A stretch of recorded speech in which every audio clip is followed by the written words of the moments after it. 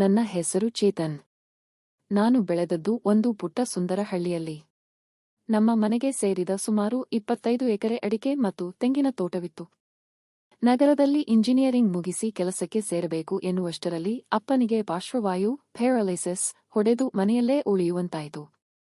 ಅಮ್ಮನಿಗೆ ಒಬ್ಬಳೇ ಎಲ್ಲವನ್ನೂ ನೋಡಿಕೊಳ್ಳಲು ಸಾಧ್ಯವಾಗುತ್ತಿರಲಿಲ್ಲ. ಹಾಗಾಗಿ ನಾನು ನಗರದ ಬದುಕನ್ನು ಬಿಟ್ಟು ಹಳ್ಳಿಯ ಮಣ್ಣಿಗೆ ಮರಳಬೇಕಾಯಿತು. ಆರಂಭದಲ್ಲಿ ಬೇಸರವಾದರೂ ಕಾಲಕ್ರಮೇಣ ಮಣ್ಣಿನ ವಾಸನೆ ಮತ್ತು ಹಸಿರು ಹೊಲಗಳು ನನ್ನನ್ನು ಆವರಿಸಿಕೊಂಡವು. ನಮ್ಮ ತೋಟವು ಊರಿನಿಂದ ಸುಮಾರು 4-5 ಕಿಲೋಮೀಟರ್ ದೂರದಲ್ಲಿದೆ. ಪ್ರತಿದಿನ ಬೆಳಿಗ್ಗೆ ಕೆಲಸಗಾರರನ್ನು ನಮ್ಮ ಹಳೆಯ ಜೀಪಿನಲ್ಲಿ ಕರೆದುಕೊಂಡು ಹೋಗುವುದು ನನ್ನ ದಿನಚರಿಯಾಯಿತು. ಅಪ್ಪ ಮೊದಲಿನಿಂದಲೂ ಕೆಲಸಗಾರರಿಗಾಗಿ ತೋಟದ ಮಧ್ಯದಲ್ಲಿ ಒಂದು ಸಣ್ಣ ಮನೆಯನ್ನು ಕಟ್ಟಿಸಿದ್ದರು. ಅಲ್ಲಿ ಕೆಲಸಗಾರರು ಮಧ್ಯಾಹ್ನ ವಿಶ್ರಾಂತಿ ತೆಗೆದುಕೊಳ್ಳುತ್ತಿದ್ದರು. ನಾನು ಸಿಟಿಯಲ್ಲಿ ಓದಿದ್ದರಿಂದ ನನ್ನ ಆಲೋಚನೆಗಳು ಸ್ವಲ್ಪ ಮುಕ್ತವಾಗಿದ್ದವು. ಆದರೆ ಹಳ್ಳಿಯಲ್ಲಿ ಸಮಯ ಕಳೆಯುವುದೇ ಕಷ್ಟವಾಗಿತ್ತು. ಆಗಾಗ ಫೋನ್ನಲ್ಲಿ ಸಿನಿಮಾಗಳನ್ನು ನೋಡುವುದು ಅಥವಾ ಪುಸ್ತಕ ಓದುವುದು ನನ್ನ ಹವ್ಯಾಸವಾಯಿತು.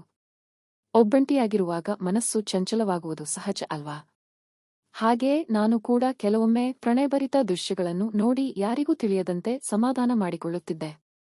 ನಮ್ಮ ತೋಟಕ್ಕೆ ಕಾಯಂ ಆಗಿ ಕೆಲಸಕ್ಕೆ ಬರುವವರಲ್ಲಿ ಲಕ್ಷ್ಮಿ ಎಂಬ ಮಹಿಳೆಯಿದ್ದರು. ಅವರಿಗೆ ಸುಮಾರು 30-32 ವರ್ಷ ಇರಬಹುದು. ಹಳ್ಳಿಯ ಹೆಣ್ಣುಮಕ್ಕಳಂತೆ ಗಟ್ಟಿಮುಟ್ಟಾದ ಮೈಕಟ್ಟು, ಸುಂದರವಾದ ಮೈಬಣ್ಣ ಮತ್ತು ಕಣ್ಣುಗಳಲ್ಲಿ ಒಂದು ರೀತಿಯ ಕಾಂತಿಯಿತ್ತು. ಅವಳ ಮದುವೆಯಾಗಿ ಕೆಲವೇ ವರ್ಷಗಳಲ್ಲಿ ಗಂಡ ಕುಡಿತದ ಚಟಕ್ಕೆ ಬಿದ್ದು ಸತ್ತು ಹೋಗಿದ್ದ. ಈಗ ಅವಳು ತನ್ನ ತಾಯಿ ಮನೆಯಲ್ಲಿದ್ದುಕೊಂಡು ಜೀವನ ನಡೆಸುತ್ತಿದ್ದಳು. ಲಕ್ಷ್ಮಿ ನಮ್ಮ ತೋಟದ ಕೆಲಸದಲ್ಲಿ ತುಂಬಾ ಚುರುಕು.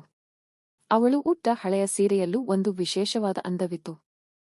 ಜೀಪಿನಲ್ಲಿ ಅವಳು ನನ್ನ ಪಕ್ಕದ ಸೀಟಿನಲ್ಲಿ ಕುಳಿತಾಗ ಅವಳ ಮೈಯಿಂದ ಬರುತ್ತಿದ್ದ ಮಣ್ಣಿನ ಮತ್ತು ಹೂವಿನ ವಾಸನೆ ನನ್ನನ್ನು ಕಿಚಾಯಿಸುತ್ತಿತ್ತು.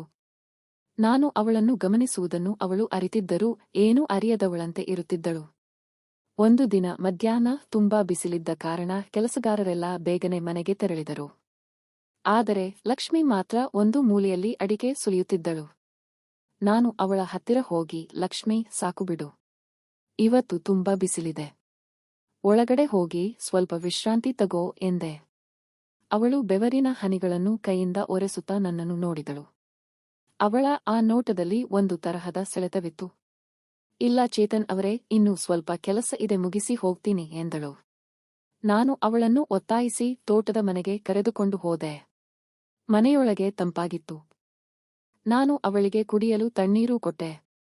ನೀರು ಕುಡಿಯುವಾಗ ಅವಳ ಗಂಟಲಿನ ಚಲನೆ ಮತ್ತು ನೀರು ಜಾರಿ ಅವಳ ಎದೆಯ ಮೇಲೆ ಬೀಳುತ್ತಿದ್ದ ರೀತಿ ನನ್ನ ಎದೆಯಲ್ಲಿ ಅಲೆಗಳನ್ನು ಎಬ್ಬಿಸಿತು.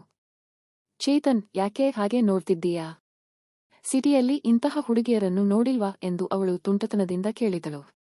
ನಾನು ಅವಳ ಹತ್ತಿರ ನಡೆದು ಹೋದೆ. ಸಿಟಿಯಲ್ಲಿ ಹುಡುಗಿಯರಿದ್ದಾರೆ ಲಕ್ಷ್ಮಿ, ಆದರೆ ನಿನ್ನಲ್ಲಿರುವ ಈ ಹಳ್ಳಿಯ ಸೊಗಡು ಮತ್ತು ಕಾಂತಿಯುತವಾದ ಮೈಯ ಅಂದ ಅಲ್ಲಿಲ್ಲ. ನೀನು ಮಲ್ಲಿಗೆ ಹೂವಿನಂತೆ ಕಾಣ್ತಿದ್ದೀಯಾ, ಅದನ್ನು ಮುಡಿಯುವ ಆಸೆಯಾಗ್ತಿದೆ ಎಂದು ಮಾದಕವಾಗಿ ಹೇಳಿದೆ. ಅವಳು ಸ್ವಲ್ಪ ನಾಚಿದಳು. ಅಯ್ಯೋ ಹೋಗಿ ಚೇತನ್, ನಾನೊಬ್ಬಳು ಬಡವಿಧವೆ, ನನ್ನಲ್ಲಿ ಏನಿರುತ್ತೆ ಅಂದ ಎಂದಳು. ನಾನು ಅವಳ ಕೈ ಹಿಡಿದೆ. ಪ್ರೀತಿ ಮತ್ತು ಆಸೆಗಳಿಗೆ ವಿಧವೆ ಸದವೆ ಎಂಬ ಭೇದವಿಲ್ಲ ಲಕ್ಷ್ಮಿ. ನಿನ್ನ ಈ ಮೃದುವಾದ ಕೈಗಳು ಕೆಲಸ ಮಾಡಿ ಸ್ವಲ್ಪ ಕಪ್ಪಾಗಿದ್ದರೂ ಇವುಗಳ ಸ್ಪರ್ಶಕ್ಕೆ ಇರುವ ಶಕ್ತಿ ಅಪಾರ ಎಂದು ಅವಳ ಕೈಗೆ ಮುತ್ತಿಟ್ಟೆ. ಮನೆಯ ಹೊರಗೆ ಗಾಳಿ ಬೀಸುತ್ತಿತ್ತು. ಅಡಿಕೆ ಮರಗಳು ಸದ್ದು ಮಾಡುತ್ತಿದ್ದವು. ಆದರೆ ಒಳಗೆ ನಾವಿಬ್ಬರೇ. ಅವಳು ನನ್ನ ಅಪ್ಪುಗೆಗೆ ಶರಣಾದಳು. ಅವಳ ರವಿಕೆಯ ಮೇಲಿನ ಗುಂಡಿಗಳು ಸಡಿಲವಾದಾಗ ಕಂಡ ಆ ಸೌಂದರ್ಯ ಹಾಲಿನ ಹೊಳೆಯಂತೆ ಇತ್ತು. ನಾನು ಅವಳನ್ನು ನನ್ನ ಬಾಹುಗಳಲ್ಲಿ ಬಂಧಿಸಿದಾಗ ಅವಳ ಬಿಸಿಯಾದ ಉಸಿರು ನನ್ನ ಕುತ್ತಿಗೆಗೆ ತಾಗುತ್ತಿತ್ತು. ಲಕ್ಷ್ಮಿ, ನಿನ್ನ ಈ ಸೌಂದರ್ಯದ ಮುಂದೆ ಯಾವುದೇ ಸಿನಿಮಾ ಕೂಡ ಸಾಟಿಯಿಲ್ಲ. ನಿನ್ನ ಸೊಂಟದ ಬೆಳಕು, ನಿನ್ನ ಉಸಿರಿನ ವೇಗ ನನ್ನನ್ನು ಹುಚ್ಚನನ್ನಾಗಿಸುತ್ತಿದೆ ಎಂದು ಪ್ರಣಯಭರಿತವಾಗಿ ಅವಳ ಕಿವಿಯಲ್ಲಿ ಪಿಸುಗುಟ್ಟಿದೆ. ಅವಳು ಕಣ್ಣು ಮುಚ್ಚಿ ನನ್ನ ಪ್ರೀತಿಯನ್ನು ಸ್ವೀಕರಿಸುತ್ತಿದ್ದಳು. ಅಂದು ಹಸಿರು ತೋಟದ ನಡುವೆ ಆ ಪುಟ್ಟ ಮನೆಯಲ್ಲಿ ನಾವಿಬ್ಬರೂ ಒಂದಾದೆವು. ಅಲ್ಲಿ ಯಾವುದೇ ಭಯವಿರಲಿಲ್ಲ, ಕೇವಲ ಇಬ್ಬರ ಮನಸ್ಸುಗಳ ಮಿಲನವಿತ್ತು. ಅವಳ ದೇಹದ ಪ್ರತಿ ಅಂಗವೂ ಒಂದು ಹೊಸ ಕವಿತೆಯಂತೆ ಭಾಸವಾಯಿತು. ಅಂದಿನ ನಂತರ ನಮ್ಮ ಸಂಬಂಧ ಬೆಳೆಯಿತು. ಆದರೆ ನಾನು ಸಂಕಪ್ಪನ ಕಥೆಯಂತೆ ತಪ್ಪು ಮಾಡಬಾರದೆಂದು ನಿರ್ಧರಿಸಿದ್ದೆ.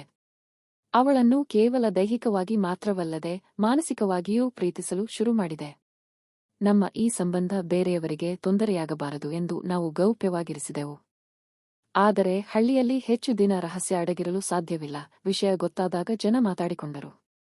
ಆದರೆ ನಾನು ಸಂಕಪ್ಪನಂತೆ ಹೆದರಿ ಓಡಿ ಹೋಗಲಿಲ್ಲ. ನಾನು ಧೈರ್ಯ ಮಾಡಿ ನಮ್ಮ ಮನೆಯವರಿಗೆ ತಿಳಿಸಿದೆ.